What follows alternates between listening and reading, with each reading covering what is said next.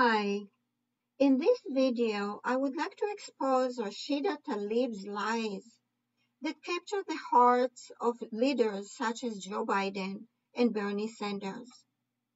Ms. Tlaib demonstrates mastery of the art of demagoguery, as did another known personality in the 1930s in Germany, by creating an emotional narrative that has no basis in facts. She masquerades herself as an advocate for human rights, when the fact is that she is unleashing her hatred of Israel from the United States congressional podium in the same manner that was done in Germany in the 1930s against the Jews. She recently reported to Congress that Israel murders Palestinian women in cold blood after a Muslim woman was killed while attempting to stab an Israeli soldier. Ms. Rashid forgot to tell Congress that Muslim women are taught from childhood how to stab Jews by their parents, teachers, and TV children's programs. She generalized the incident into an Israeli government policy while isolating the consequence of the event from the event. In the same Germany 1930s manner, she reported to Congress that Israel killed a Muslim journalist in cold blood after a Muslim journalist was unfortunately caught in the crossfire between Israeli soldiers and terrorists in Jenin. The available evidence points to the contrary, to the journalist being killed by friendly fire. But when it comes to anti-Semitism, the truth doesn't matter. In the same reporting, Ms. Tlaib expressed no grief or concern whatsoever toward the innocent people that were killed by the terrorists that the Israeli soldiers chased. Here too, she isolated the consequence from the event from the event. When reporting to Congress that Israel is demolishing Palestinian homes out of sheer cruelty, she forgot to tell Congress that those homes served as terrorist pods, not only as headquarters for planning attacks on innocent people, but used as weapon depots for murdering innocent people in cold blood.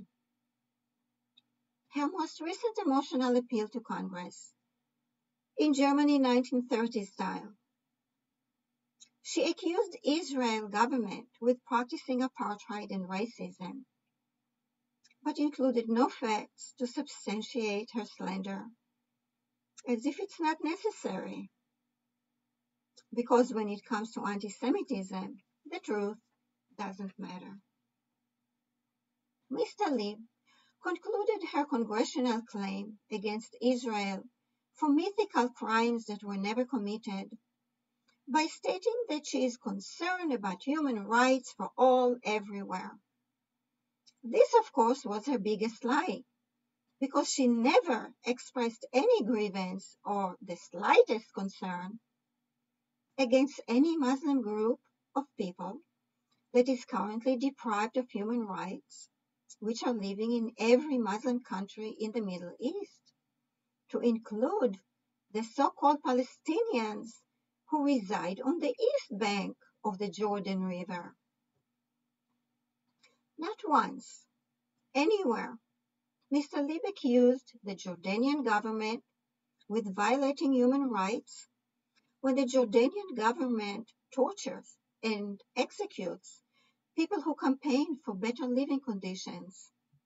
Not once Ms. Tlaib accused the Palestinian Authority that governs the Muslim population on the west side of the river with violating their own population human rights when torturing and executing people who express disagreements with its anti-Semitic mission to obliterate Israel as a Jewish state. Here is another problem with Ms. Tlaib's abuse of the congressional podium, 1930s Germany style.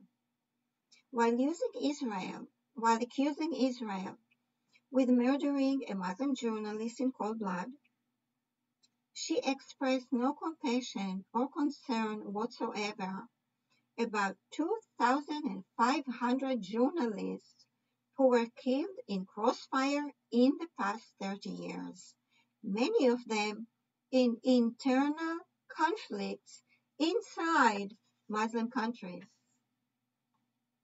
Here is another problem with her anti-Semitic demagoguery.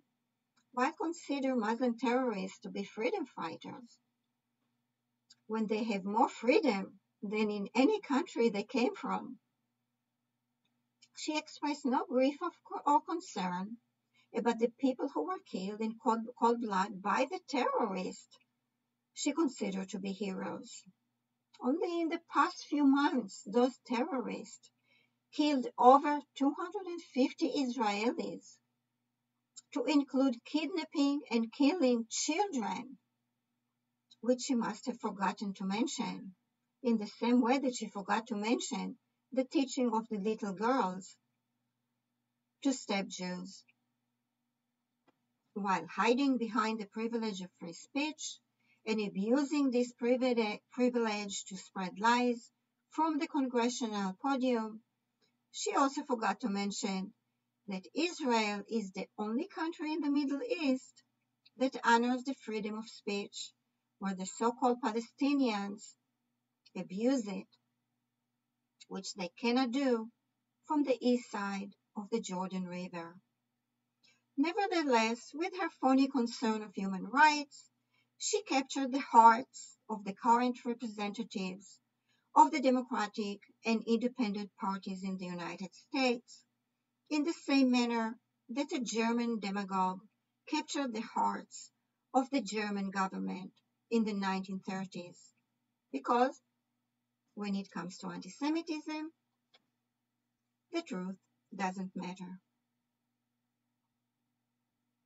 The truth is that in the same way that a large group of anti-Israeli Muslims occupied the west side of the Jordan River, a large group of anti-Jordanian Muslims occupy the east side of the Jordan River, that Mr. Tlaib is not concerned about. The Jordanian so-called Palestinians don't recognize the right of the Saudi Hashemite family to rule Jordan, and the royal Hashemite family doesn't recognize the so-called Palestinians as a nation in its own right, calling them illegal squatters. Tlaib doesn't seem to extend her compassion to them, in spite of the fact that on the Israeli side, this population has not only electricity and running water for the first time, but also roads, cars, schools, hospitals, internet, and job opportunities not extended by Jordan on the east side. She is also not concerned about human rights violations at all in other Muslim countries, such as trafficking children for food. But her voice shivers when she accused Israel with mythical crimes that were never committed. Because when it comes to anti-Semitism, the truth doesn't matter. Mr. Tlaib's 1930s style demagoguery is not only offensive, but also scary, to say the least. If James Bond had the opportunity to respond to her, he must have been saying, "Never say never again." The truth is that with her shivering voice, when accusing Israel with apartheid and racism without any merit, she accused the one and only single country in the Middle East where Jews and Muslims share leadership roles in the government, in the parliament, and in the Supreme Court, while totally forgetting the fact that due to Muslim apartheid and racism, there are no Jews in any leadership role in any Muslim country in the world, nevertheless the Middle East. It is more than apparent that she is not a pro-Palestinian activist, but an anti-Israel activist, which makes her anti-Semitic beyond the shadow of the doubt. She is nothing but a mouthpiece for the jihad war on Israel as a Jewish state, doing what all jihad war activists do, which is to use the so-called Palestinians as pawns who cry wolf, because as always, when it comes to anti-Semitism, the truth doesn't matter. If you didn't know, now you know. Bye.